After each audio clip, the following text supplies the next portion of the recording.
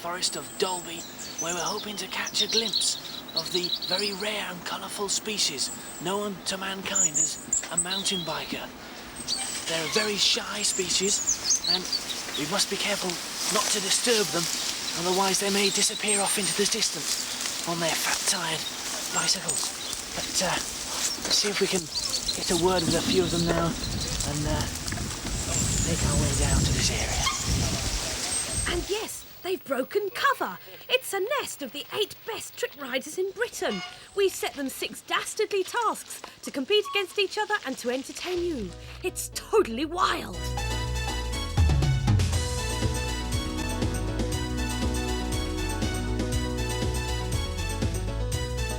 Totally wild.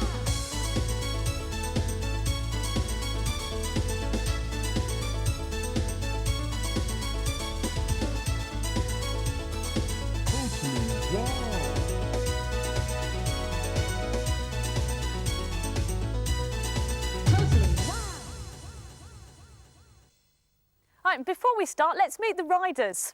Hi, I'm Glenn and my speciality is trials. Trials. Hi, my name's Scott Robinson and I'm extremely good at downhill. Ah, extremely good. Hi, my name's Scott. I ride for Scott and I'm in the trials. He's in the trials. Hi, I'm Dave Hemming and I go downhill a little bit quick. And he's got a silver medal to prove it, but he's too modest. Hello, my name's Jez. I'm quite good at bunny hops. Quite good at bunny hops, 38 inches. Hi, my name's James. I love crashing and making the crowd smile. And we certainly love that. Hi, I'm Jay and I do jumps. And Jay will be showing us with his instructional pieces later. But first of all, what every mountain biker loves, and that's downhilling. Well, I've been asked to tell you a little bit about downhilling, but I'm supposed to be trying to find a mountain biker, and I'm here in the Dalby Forest and I can't find anybody. So, well, wait a minute. Excuse me, stop. Do you know anything about downhilling? Well, I know a little bit about it. I happen to be the reigning world downhill champion at the moment. Well, there's a stroke of luck, isn't it? Yeah. So, what's your name? My name's Cindy Devine. Pleased to meet you. Nice to meet can you. you tell us a little bit about how you got into downhilling? Yeah, it was 1987. I'd come from a strictly road touring background, and my boyfriend introduced me to a mountain bike that summer, and I started racing regionally, and actually was a very poor downhiller initially. So you've fallen off a few times on the way? Yeah, the first summer I had 12 stitches in one knee and 8 in an elbow, and they were just simple miscalculations that now with present videoing and help, I think we can avoid those kind of errors. Fantastic. So what kind of machinery do you use for this? This is basically my all-round bike, but it's good for downhills as well as cross countries, and the biggest change with downhilling now, of course, is suspension. These are the new lighter version of the RockShox with a dampening meter on the top, so you can dial in the amount of dampening you need for different types of terrain. Titanium, of course, is an awesome forgiving metal in general for a frame, and I have the bars and the stem as well, so you've got a really forgiving front end. Super.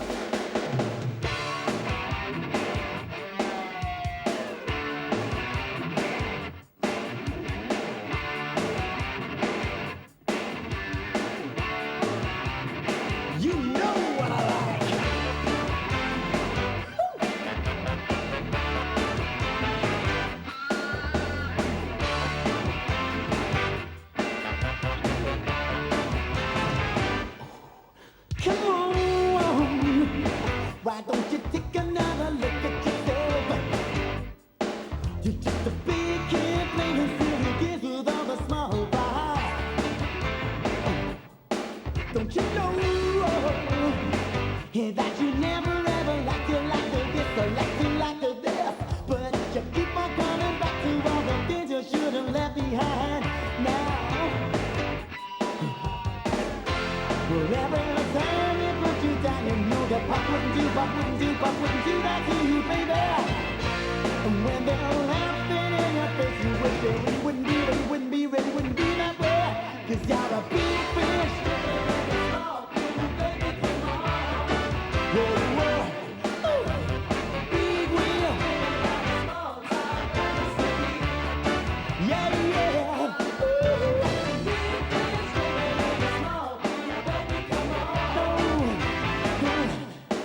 And I'm just sick of dancing in a small time fantasy. Well, I feel every time you try to turn away, baby, you're just running away. You find the truth that you know it should be. Whoa, whoa, oh, just simply just telling me now what you wanna do. Woo. So start living your life like a sucker when you ought to be cool. Well, every time you put you down, you know that what wouldn't do that to you, baby. And when they're laughing in your face, you wish it wouldn't be that way. 'Cause you're a big fish. Whoa, whoa, ooh, big wheel. What wouldn't do that to you, baby. Big fish, oh, ooh, big fish, yeah, yeah. Oh, big fish living in a small town, baby, come on. No, no, no. What you saying to me? No, no, no.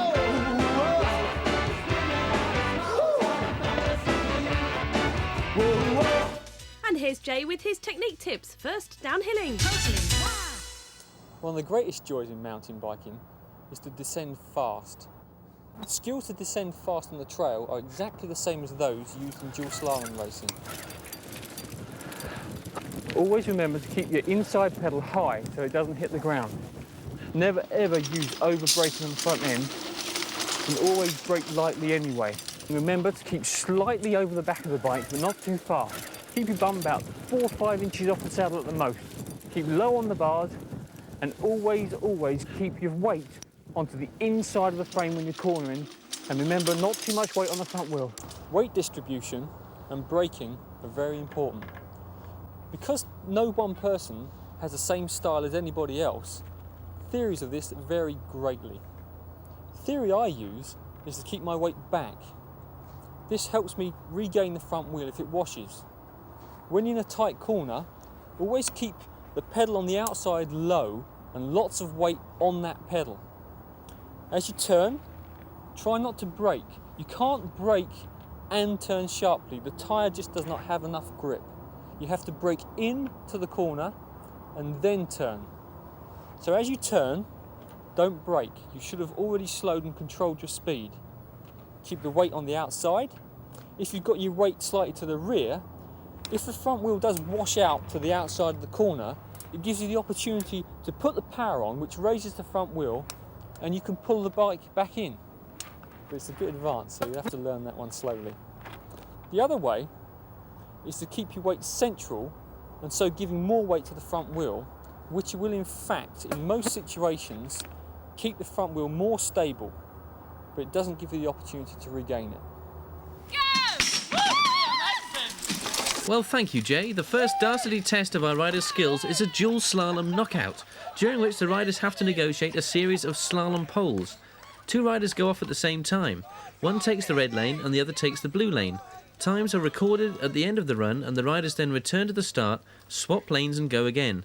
The rider with the fastest total time goes through.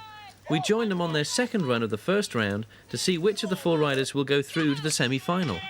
And on the red run, we have on the left Glenn Turner, on the right Scott Robinson, and they're neck and neck. Should I say white porcupine to white porcupine? Well, they were at the beginning anyway, and Scott's taking away now. In their first run, Glenn was 6 seconds faster than Scott, which means that Scott will have to finish well up on Glenn on this leg in order to go through to the semi-final. It's looking a little bit too close for that at the moment. And with the unevenness of the lanes, John, of course, it looks at first if one is way ahead and then another's way ahead. And look, Glenn's just taking it home. Yes, easy all the way. So that's Glenn through to the next round. And here we have Scott Dommett in the red lane and Dave Hemming in the blue lane. Wait a minute, that's my bike he's on. Well, I shouldn't worry about it, John. He's not riding it anyway. Scott's already got a bit of a lead. That's an expensive bicycle. And Dave's on his bottom as he's trying to make up the 10-second deficit. Their first run, Scott was a whole 10 seconds ahead. He's I'm sorry, along I'm this. just flabbergasted here that my bicycle is being used. This Yorkshire anyway, hillside has never seen anything like this. I think, thank you, Dave. I think we're going to be looking at Scott going through the next round, which serves Dave right for borrowing my bicycle without asking me. And as Dave is a little dot in the background, Scott goes through. Indeed. Here, Jamie Tatlow and Jez Avery, the third pairing. Jamie Tatlow on the red run and Jez Avery on the blue run. Jamie was 2 seconds faster on his initial run, so Jez has to finish first, comfortably ahead of Jamie to go through to the semi-finals. Jez struggling a little bit there on this slippery surface. It's really a bit like a circus, isn't it, John? Well, these two riders are certainly famous for their clowning around. They are very, very good entertainers.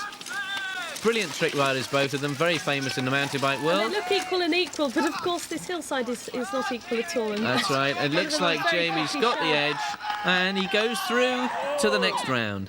And here I have our fourth pairing. And who is that man on the right, John? That's Rob Warner. He was a little bit late getting here, so we didn't have a chance to introduce to him earlier on. I see, he's a devotee of the battering ram method. That's right, a little bit later getting out of bed this morning. This big lad... If you can't get round, the poles go through them.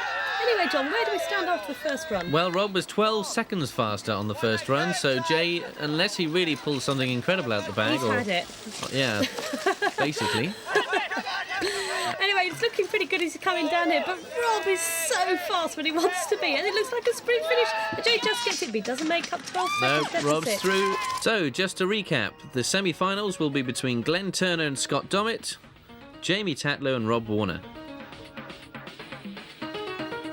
Tatlow and Rob Warner.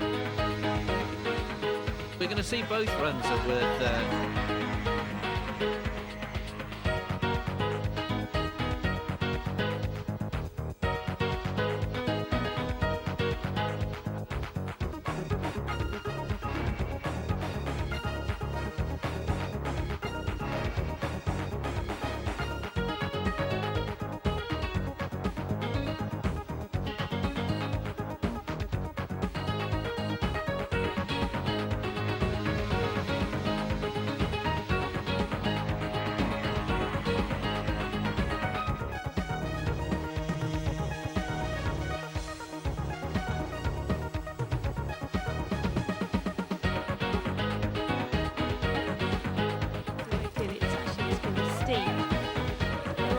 Scooting to the finish, beating Jamie, I'm afraid. And now in the second run of their semi-final, Scott Dommett has the higher red run and Glenn Turner has the lower blue run. Are they getting the hang of this? It looks as if they are. Yes, well, Scott was 7 seconds faster in the first run, so poor Glenn has a lot to make up here.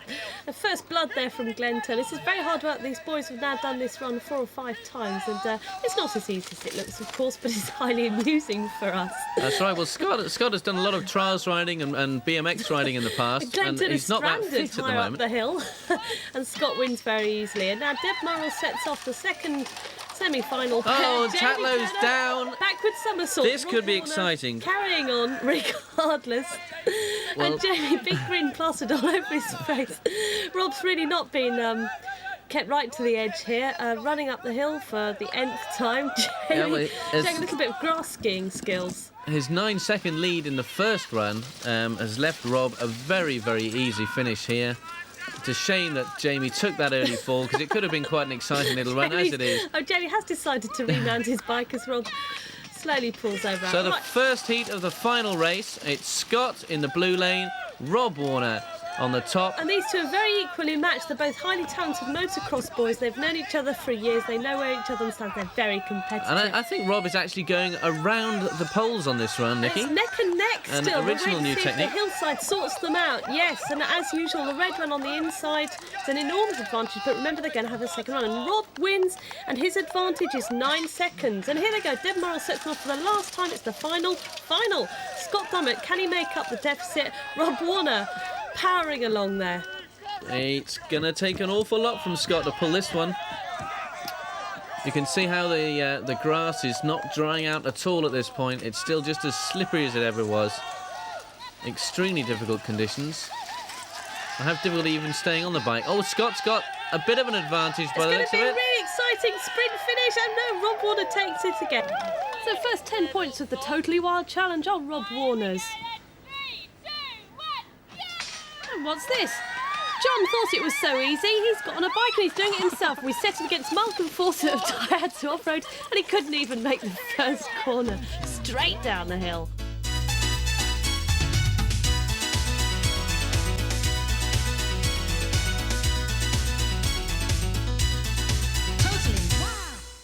Steep descending. To descend safely on a steep gradient, you need to get your weight right over the rear of the bike. If you've got your weight too far forward, the bike's just going to flip out on you. So as the bike's going down the gradient, your weight must be right back here, as close to sitting on the rear wheel as possible. Use your back brake, but remember, your front brake is the most important brake because it's the most powerful. But overuse in this situation will just send you straight over the bars. So keep your weight back, your legs bent, arms nice and straight, good use of both brakes, and no overuse of the front brake. And you'll descend safely and controlled. Right, well now we're off to do the downhill part of the contest. And as usual, mountain bikers travelling in style. Yes, we're going for We've it. taken away the poles and corners of the dual slalom and we've set our riders the challenge of going downhill in a straight line as fast as possible on the shortest course in history. We've picked a point where the average rider struggles, but our boys are totally wild.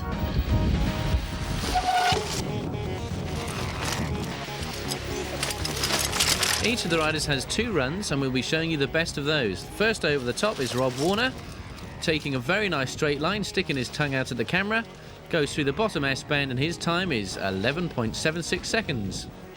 And here's Jay Hardy, our guru. Now, does Jay practice what he preaches? As he shoots on down this very steep hill, staying well in control, and it's a good time of 10:36. Well, that's the time that James Tadlow is going to have to beat on his carbon fibre bike. James not taking as much air as he would normally at the top.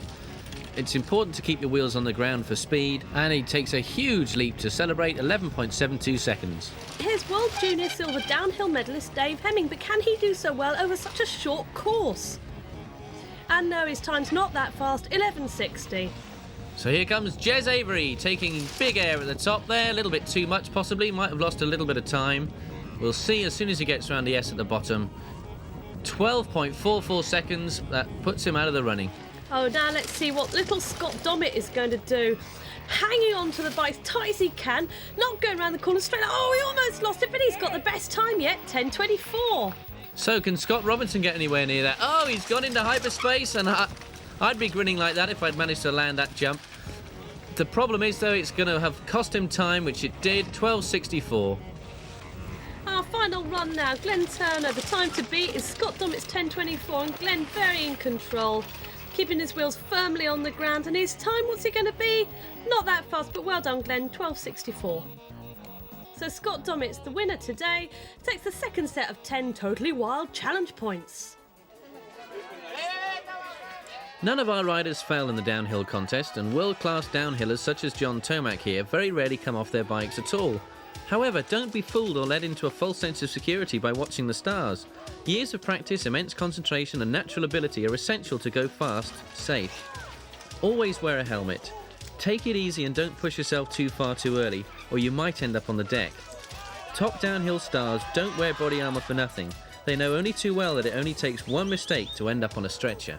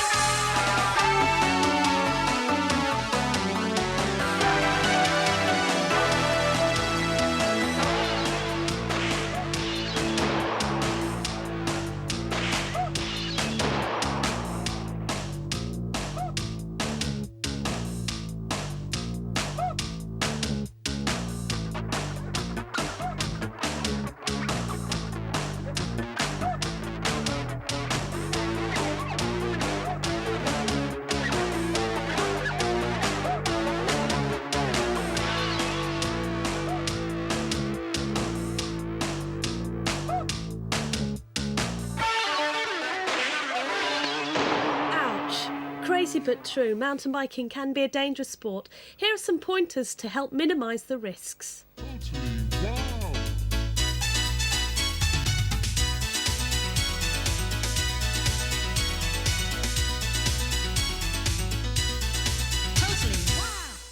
A wheelie is one of the first things you ever learn to do on a bike.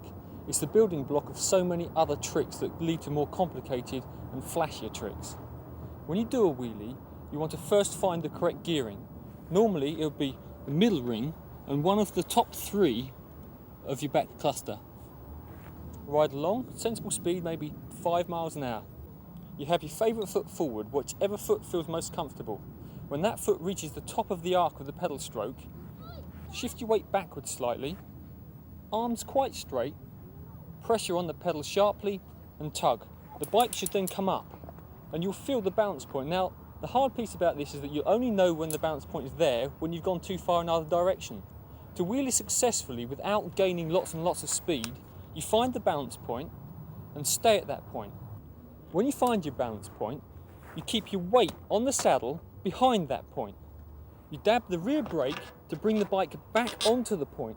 This not only keeps you upright, but controls your speed so you don't end up blasting off into the distance faster and faster and eventually losing the wheelie. It gives you a nice controlled speed and a controlled, comfortable wheelie. If you want to be a bit flashier with your wheelies, you can try taking a hand off. Now, one of the pitfalls with taking a hand off is that you mustn't keep the bars straight, because what will happen is, if you wheelie with the bars straight and take a hand off, the bike has a tendency to do that. It collapses sideways. So if you hold the bike upright, turn the bars in, whichever hand is most comfortable, so that your hand is nearer to the centre of the gravity of the bike, then take the hand off. And you'll find that the bike will not do that as much, even though there is a slight tendency, and you have to shift your weight on the saddle to compensate. That's the more complicated style of wheelie, but it looks flat. Well, we could have had a wheelie contest that went on for the longest possible distance, but that wouldn't have really tested the skills of our 8 chaps. What we've done is set them an obstacle course that involves going around corners and a slalom around logs. Each rider has a different speciality, so it's no surprise to find that not all of them are expert wheeliers. And Dave is the first to discover how hard it is to corner without a front wheel. Another who may have great dual slalom skills but lacks the ability to wheelie is James Tatlow.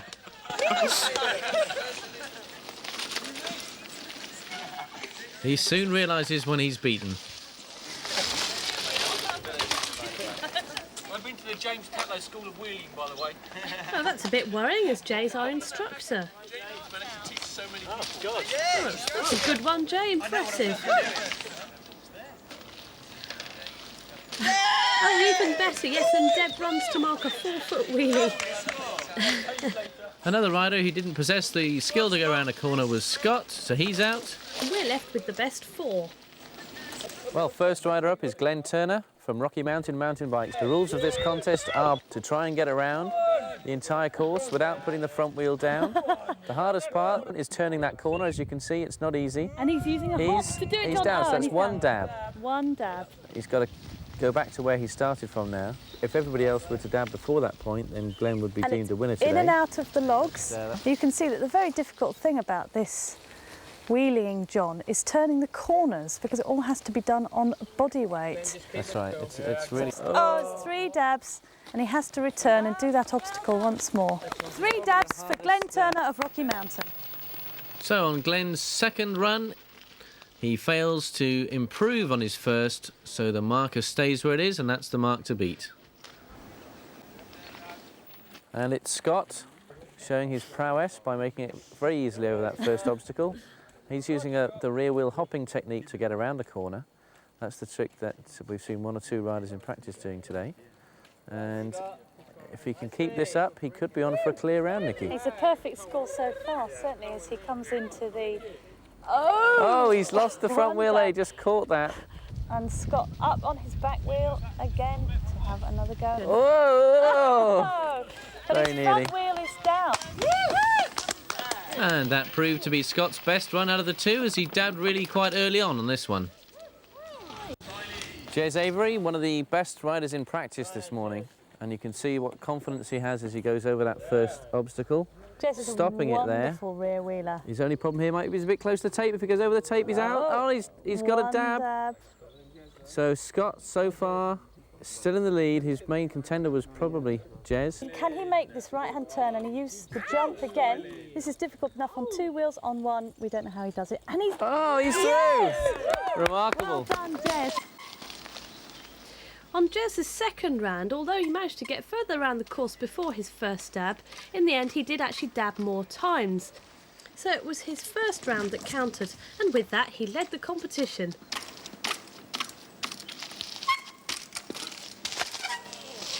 So our last rider is Rob Warner, and he's the only man capable now of beating Jez. He obviously has the ability to do so. As you can see, he can turn a corner. But unfortunately here on his first run, although he got this far, he made a few dabs towards the last section, which left it all to do in the last run. Rob Warner. The late arrival. The man from... If he can just get past that first log around the corner, he could steal the contest away from Jez. He's up on the back wheel. We know he can do this. It's a question of mind and psyche. This is where they've all stopped before. If he can just turn it round in this confined little space. Oh, he's a bit too close to the log. Oh, no. If he can not dab again, he's going to be the winner. Come on, Rob, you can do it. He's very close to Jez Avery's. Ah! Oh, no. And Jez Avery's our winner. Come on, Rob. Yes. Well done. So Rob manages to pip Scott for second place, leaving Glenn and Dave in 4th and 5th. And here are the points to remember once more about wheeling.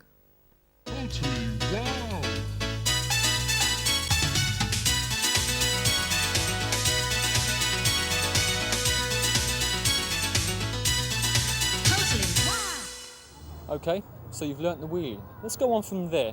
Let's go on to rear wheel hops. Rear wheel hops are quite a complicated thing, really. Confidence is one of the main things. Go forward, maybe middle ring and second. Go forward at a slow speed. As you come to a halt, you move your weight forward on your arms, compress your legs forward. As you come back, you jump, the bike will come back with you, the back brake is locked, the wheel can't go anywhere. Using your legs, keep your body weight behind the bounce point and bounce backwards to keep your balance, and this will make you hop. And it's a succession of how long you can keep your balance while compressing and bouncing, remembering to keep the brake locked all the time, otherwise the trick will fail. Okay, so you can do rear wheel hops. Let's try a slightly more difficult version, the front wheel hop. To achieve a front wheel hop, you have to be confident. Confidence is one of the main factors in this because you have to be fully committed to what you're doing. You have to get the bike upright to the point of balance. If you don't get to that point of balance, as soon as you hop, the bike will collapse. So you go forward, middle ring, maybe second in the rear. Forward at a speed great enough so that when you apply the front brake, the bike will reach the point of balance. You then compress your body downwards, bending your arms and your legs slightly, and moving upwards, jumping your body. Now you mustn't make the mistake of trying to pull the bike with your body. You have to move your body weight backwards and move your body and the bike as one unit to achieve the hop. So therefore you go forward, apply the brake, compress, jump upwards and bring the bike with you. If at any point during the front hop you feel as though you're going over the front, just release the front brake and the bike will come down.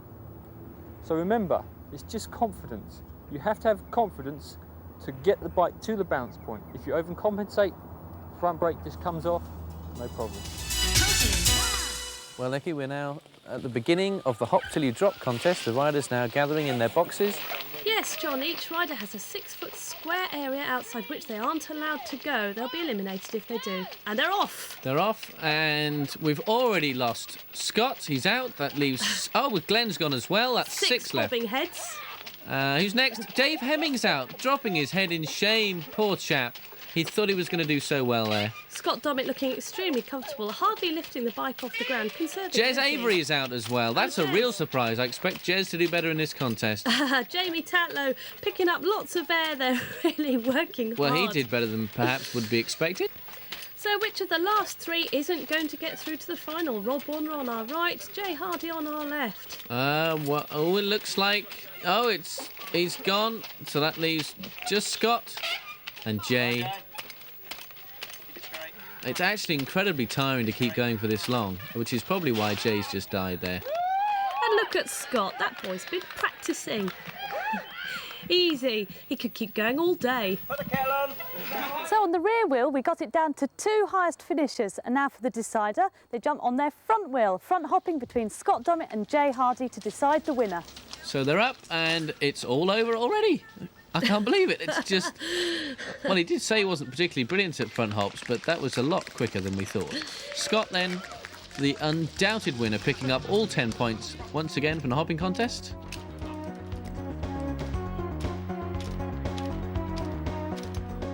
Front wheel hops are tricky things and it's easy to get it wrong. Let Jay show you how. Front and rear wheel hopping skills are fun and useful. They are, however, a great way to damage your wheels or hurt yourself. Follow these tips, wear a helmet and take it easy. This way you might save on damaged parts.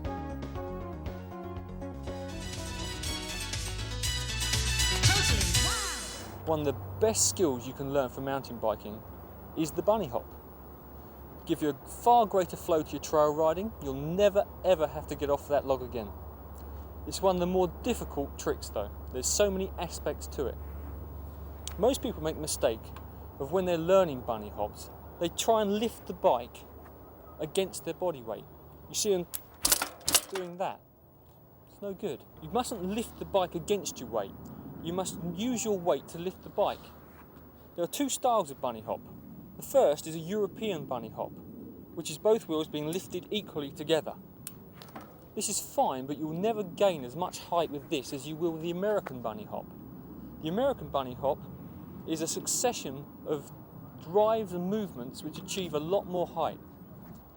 To achieve this, you have to have the right gear first of all. Middle ring, maybe 3rd, 4th on the rear.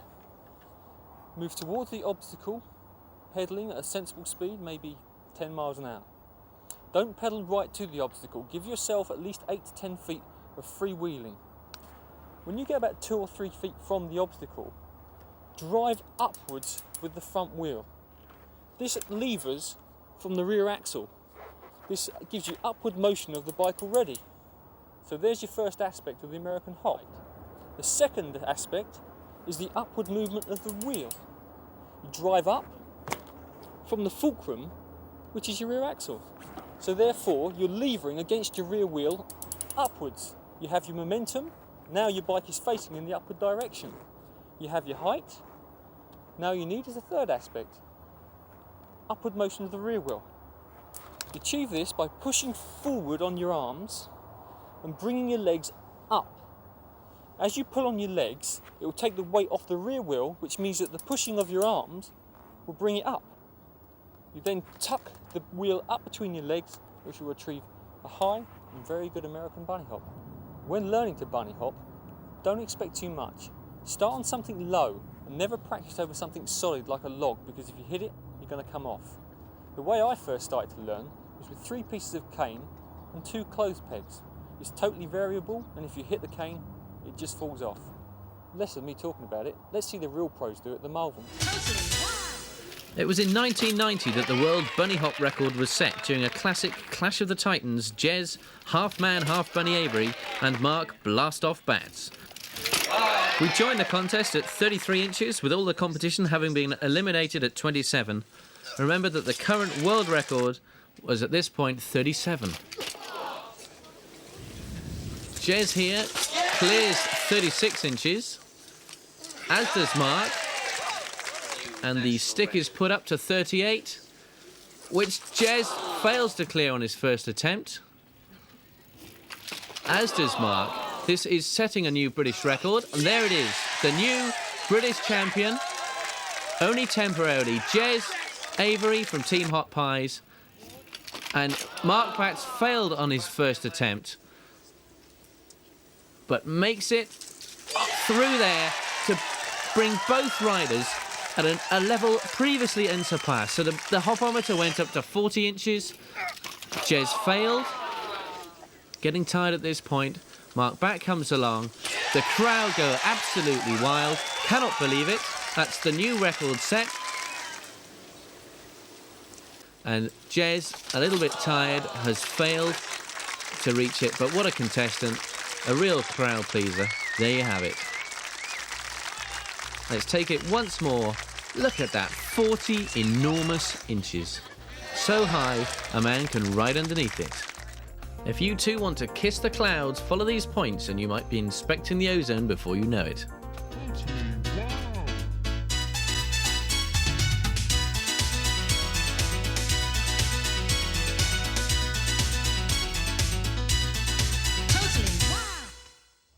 Okay, so you think you're pretty flash, you've learnt a few tricks. Maybe you think about moving into the area of observed trials. There are a few more basic skills you need before you can succeed at this. One of them is the track stand. This is basically standing still on the bike without touching the ground. Move forward on your bike. Try and practice first of all on a slight slope. This will help you balance. Turn into the slope slightly, pressuring on the pedal to move forward. The slope will bring you back naturally. This will move you either side of the point of balance. So if you move one way, let the bike roll back. If you tip the other, pressure the pedal and move forward slightly. And you'll just keep your balance by rocking the bike backwards and forwards. A lot of people fall into the trap of using their brakes. The less you use the brake, the better. Because the rocking motion either side of the point of balance is what keeps you upright. You lock a brake, you can't move, you're going to fall over. Once you've mastered this, you'll stand absolutely still. The next skill you'll need is the hop. This will help you maneuver in small, tight areas by being able to hop sideways or round. This is achieved by locking both brakes so that you don't roll anywhere. Bend your knees, spring upwards, pull on the bars. But not only do you pull upwards on the bars, you pull slightly forward so that the rear comes up as well. If you use cleated pedals or clip pedals, the trick becomes even easier because you can pull the rear with your feet. But if you don't, pull slightly forward on the bars to bring the rear up. If you're in a situation where you've got more forward motion, you don't need to hop in stages to turn the tight space. You can use a front wheel spin. A front wheel spin is a trick where you turn on the front wheel. To achieve this, one of the great tools is the forward motion. The forward motion will enable you to turn the rear wheel around the front wheel. Roll forward, turn into the turn slightly, apply the front brake, put your weight on your hands, the bike will come round, let the front brake off, rear wheel comes down, and ride away.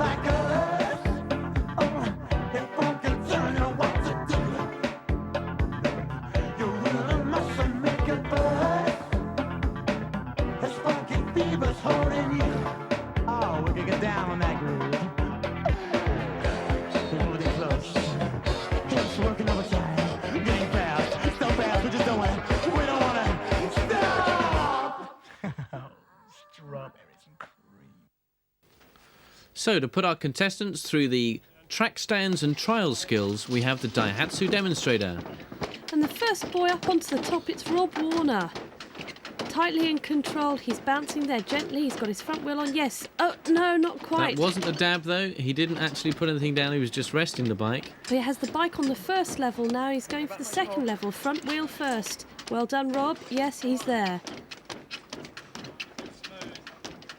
He's taking a little bit longer now than he perhaps should do. He's going to get tired, and there it is, the first dab. So Rob has one dab on the second level. He's up to the top now. He's got the front wheel up. Now, the terrible thing about this truck is there is not a lot of room to turn around at the top. So on to Scott Dommett now. And Scott looks like he's taking it from the opposite side. And the front wheel's up. So far, no dabs. Looking very in control. And Scott's quick too, isn't he? Straight up onto the top. That's right, that's the important thing with this. As soon as you get tired, your concentration starts to go, your legs don't work. You've got to get up there in one quick, smooth movement if you can. And what's Scott up to? He's done a 180 and he wants to come back down again, the difficult way. This is actually more than we're asking the boys to do, but Scott just can't resist the challenge. And he's making it look so easy. You've got to remember he's looking over the front wheel, a long way down to the ground. Last manoeuvre. Absolutely amazing. Yet another born show-off doing his best. So, who's next then? It's Glenn Turner. Easily up onto the first ramp.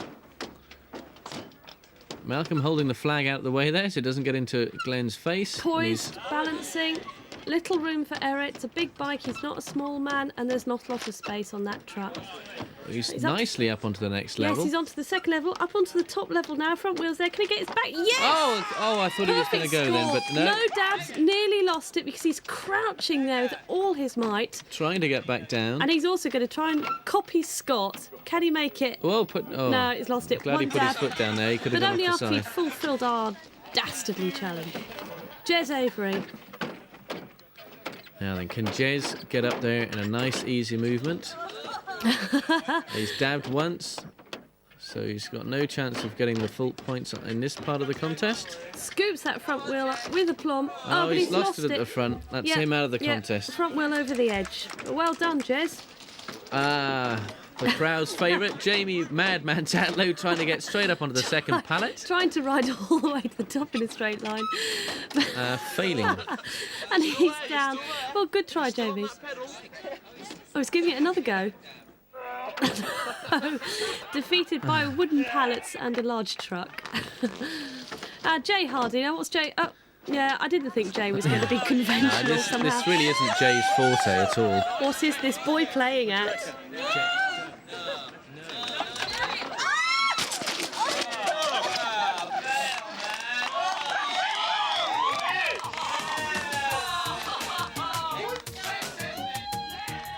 So, although Scott and Rob both got to the top, we gave the points to Scott for his stylish descending. Learning to ride well in observed trials takes a lot of practice. It didn't come overnight to any of these boys, and to some of them it still hasn't come. But just watch Dave Wonderly. Doesn't he make it look easy? Practice can make perfect, and here's some tips to help.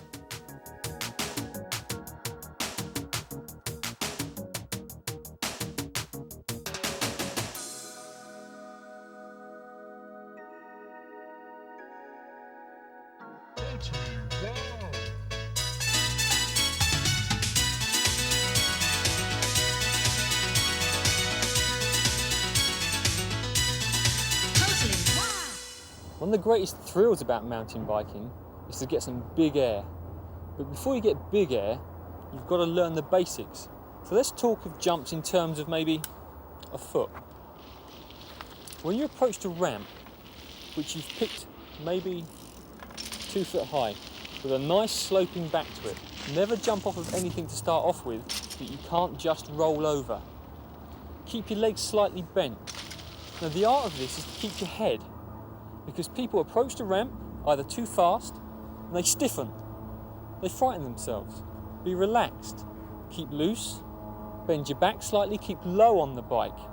When you come up the ramp, remember to keep those legs slightly bent, because straight legs won't help you compensate for the back or the front wheel kicking. This is why a lot of people that start jumping have front wheel landings. Bent legs, you won't get any front wheel landings unless you do something very wrong with your body weight. So keep your body weight central on the bike. Arms slightly bent. If you remember all these aspects, you'll have a smooth, level flight and a slight back wheel landing. The problem most people have is they try and do too much too soon. Remember, when you're doing neutral jumps, 3 pitfalls occur. 1, front wheel landings. 2, steep rear wheel landings. And probably the worst of all, landing with the front wheel crossed. If you're having front wheel landings, shift your weight slightly further back on takeoff. If you're having steep rear wheel landings, extend your arms in flight. And if you're having crossed up landings, it's because your weight is off balance through the air. Now this is usually caused by turning slightly on the ramp. Keep your takeoff smooth and straight. Once you've sussed this and you're comfortable with it, you can move on to getting some really big air. Getting big air is quite a different style on the ramp, and that's where big air comes from, not just your speed. On the ramp, you must drive forward. As the bike comes up, you drive your feet through your heels, forward and in, and you pull on your arms in a circular motion to drive the bike up. To compensate for this driving of the bike, which will cause that, as you go up, you extend your arms forward and bring the bike with your feet up between your legs, which will mean that the bike will level out in flight, which gives you more air and a hell of a lot more fun. This time when we do a jump, we're going to put some style into it. When you're going to style and cross up, you've got to turn on the ramp. Style doesn't just come in the air, it comes on the ramp. So I'm going to go wide and turn back into myself to give myself balance in the air.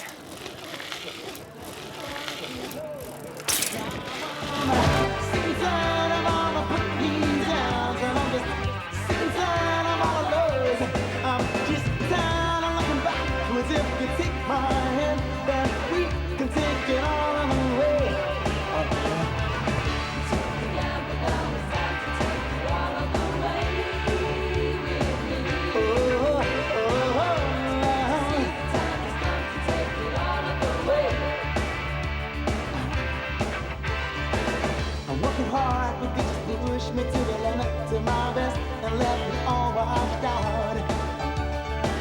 And though I tried and cried and tried again, he just left and shut the door in my face. Now I'm sick and tired of all the mean feelings, and I'm just sick and tired of all noise. I'm just tired of looking back. Cause if you take my hand, then you can take it all away.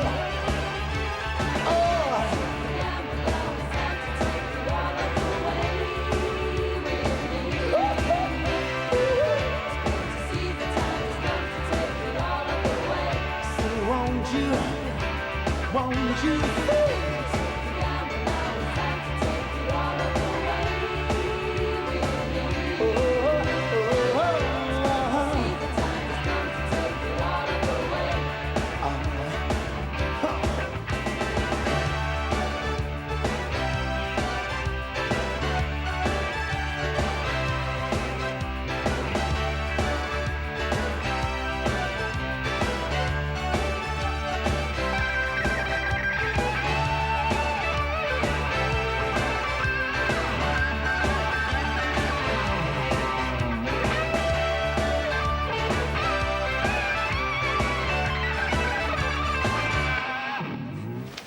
So the last contest for our gladiators is the jumps.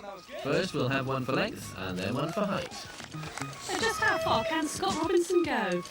Well, Malcolm Fawcett, our charming representative from Daihatsu Off-Road, will be marking it. As you can see from the side there, Scott was about 2 feet from the front. And here we go, Scott's Donnet. Parry to the ramp. Is it long?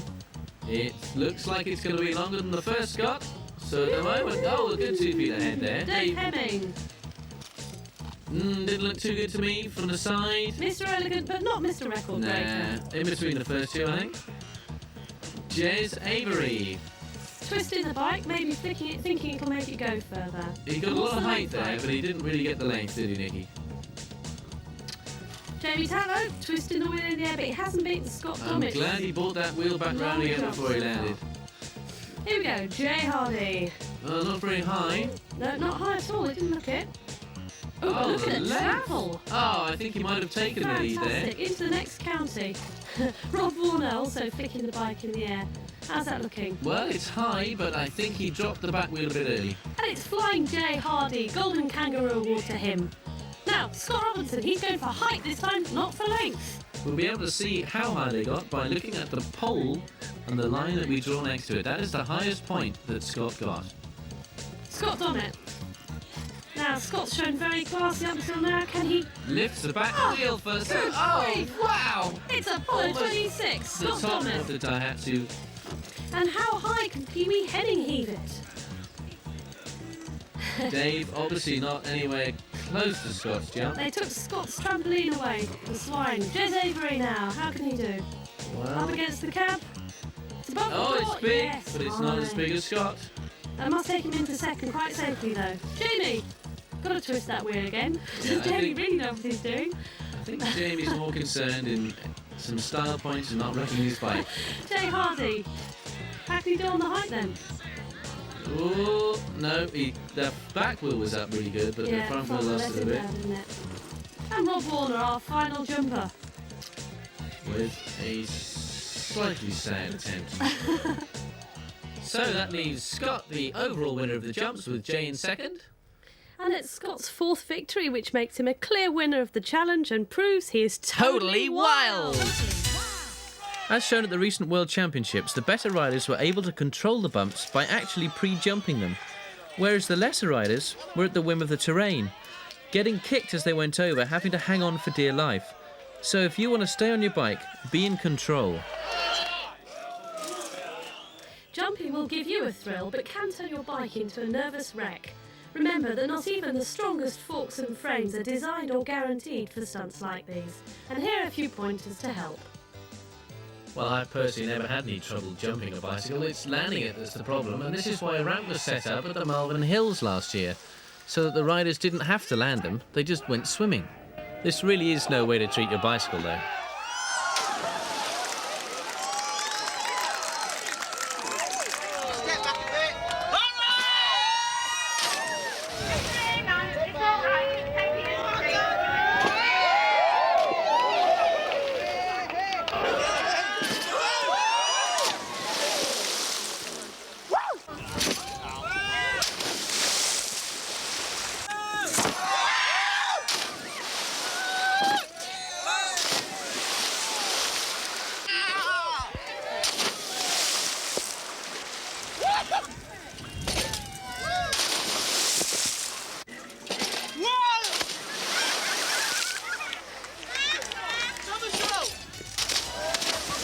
I don't know if it's...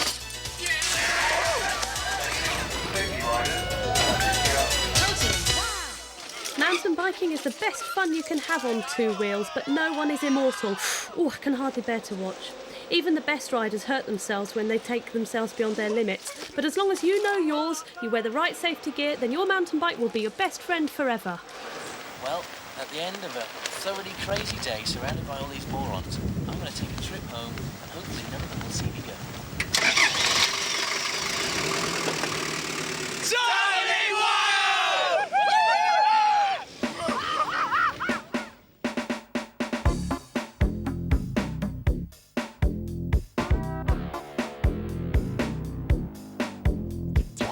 Just the other day, a funky man came to our town. Set the dude in sentence to show us how to get down.